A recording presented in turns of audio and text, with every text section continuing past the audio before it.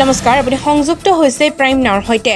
দুধনৈ মহাবিদ্যালয়ত একেদিনাই শুভাৰম্ভ 3টা আঁচনিৰ। দুধনৈ মহাবিদ্যালয়ৰ আন্তঃগাঁথনি উন্নয়নৰ লক্ষ্যৰে মহাবিদ্যালয় প্ৰাংগণত দুধনৈ বিধানসভা সমষ্টিৰ বিধায়ক দীপক কুমাৰ ৰাভাই 2টা আঁচনিৰ আধাৰশিলা স্থাপন কৰাৰ লগতে বিধায়ক পুঁজিৰে আবণ্টিত 5 লাখ ব্যয় সাপেক্ষে নৱনিৰ্মিত পকীবেৰৰ মাংগলিক ৰীতি নীতিৰে আনুষ্ঠানিকভাৱে শুভ উদ্বোধন কৰে।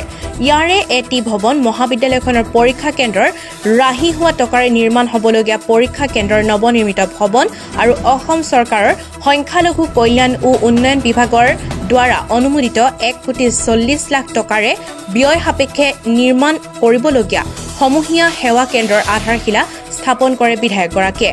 উল্লেখ্য যে নিৰ্মাণ হ'বলগীয়া সমূহীয়া সেৱা কেন্দ্ৰটোত 2টা সভাকক্ষৰ লগতে আধুনিক সা সুবিধা যুক্তৰে নিৰ্মাণ কৰা হ'ব বুলি দুধনৈ মহাবিদ্যালয়ৰ অধ্যক্ষ ডক্টৰ ললিত চন্দ্ৰ ৰাভাই জানিবলৈ দিয়ে।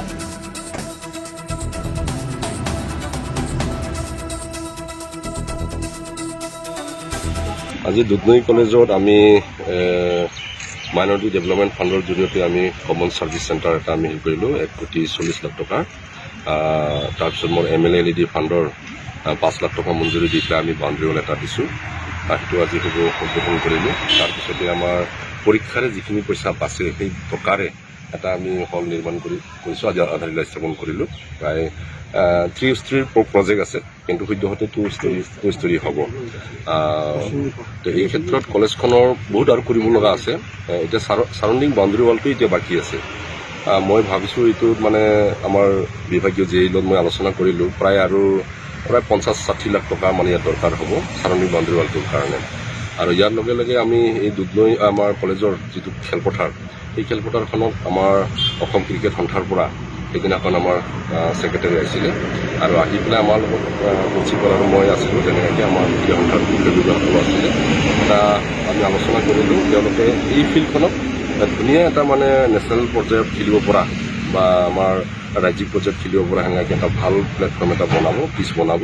আৰু ফিল্ডখনত মোটামুটি প্ৰায় 1.5 কোটিৰ পৰা 2 কোটি টকা খৰচ কৰি পেলাই আমি ফিল্ডখন বনাই দিম বুলি কৈছে। যেতিয়া কলেজখন ফিল্ডৰে থাকিব, আমাৰ ফিল্ডখন কলেজৰে থাকিব, কিন্তু যেতিয়া আমাৰ দৰকাৰ হ'ব তেতিয়া আমি আগতীয়াকৈ মানে এডভান্স আমি 1 মাহমান আগতে আমি এপ্লিকেশ্যন দিম ফিল্ডখন আমাৰ এনেকৈ খেলা পাতিবৰ কাৰণে। সেই হিচাপে এনেকৈ আমি চিষ্টেমত কৰিম বুলি তেওঁলোকে এপ্লিকেশ্যন দিছে আৰু অলৰেডি কাগজ পাতি পঠাইছে। সেইখিনি আমি জিবিত আলোচনা কৰি পেলাই সেইখিনি বস্তু আমি দিয়া হয় নহয় সেইটো আমি সিদ্ধান্তটো ল'ম। যি কি নহওক, ইয়াত আমাৰ কলেজখনত এনুৱেল স্পৰ্টছো হয়। তেনেকুৱাকৈ বহুত প্ৰতিভাৱান খেলুৱৈসকল আছে। তেওঁলোকৰ এটা ভাল প্লেটফৰ্ম পালে নিশ্চয় খেলা ভাল প্ৰদৰ্শন কৰিব পাৰিব, সেইটো মই দাবী কৰিব বিচাৰিছোঁ। আৰু লগে লগে আজি এই ভৱনখন যিটো কমন ছাৰ্ভিচ চেণ্টাৰ যিটো হ'ব, ইয়াতে আমাৰ বিভিন্ন দল সংগঠন আছে সেনেকুৱাকৈ। আৰু দুধনৈ কলেজখন যিহেতু আমাৰ একদম দুধনৈৰ হাৰ্ট এৰিয়াত আছে, গতিকে দল সংগঠনবিলাকো ইয়াতে মানে যদি মিটিং কৰিব বিচাৰে, মিটিং পাতিব বিচাৰে, তেতিয়াহ'লে আমাৰ প্ৰিন্সিপাল ডাঙৰীয়াৰ পৰা পাৰ্মিশ্যনটো লৈ পেলাই ইয়াতে নিশ্চয় কৰিব পাৰিব। বেছ এটা ডাঙৰ হল হ'ব ইয়াতে। এই ক্ষেত্ৰত মানে এটা সমস্যা মিটিং কৰাৰ কাৰণে এটা সমস্যা মানে এটা দূৰ হ'ব বুলি ভাবিছোঁ।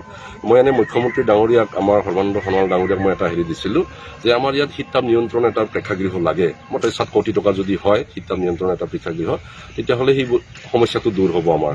কিন্তু সেই বস্তুখিনি মই দিছোঁ, কেতিয়ালৈ দিয়ে মুখ্যমন্ত্ৰী ডাঙৰীয়াই সেইটো পাছত হ'ব বাৰু। কিন্তু তাৰ আগতে আমাৰ এইটো হৈছে, এইটো আমাৰ সেই মিটিং কৰাৰ কাৰণে এটা সমস্যাটো দূৰ হ'ব।